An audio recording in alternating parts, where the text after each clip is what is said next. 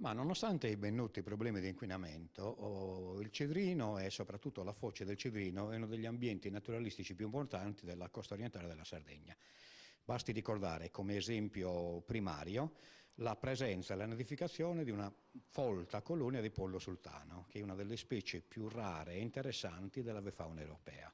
Si chiama contratto di fiume e approda come strumento per la prima volta in Sardegna. Obiettivo: la riduzione dell'inquinamento delle acque del Cedrino, del rischio idraulico, la riqualificazione dei sistemi ambientali e paesaggistici, la condivisione delle informazioni e la diffusione della cultura dell'acqua.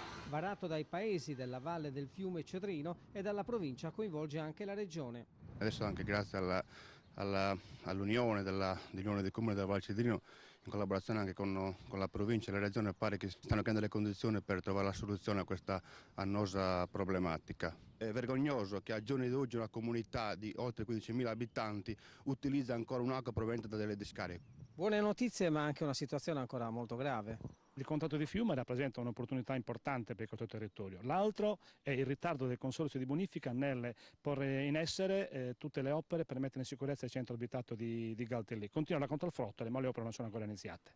In Sardegna lo strumento del contratto di fiume è all'esordio, ma in Lombardia, Emilia-Romagna e in altre regioni è già ampiamente utilizzato per ridare vita a fiumi particolarmente inquinati come il Seveso, il Lambro e l'Olona.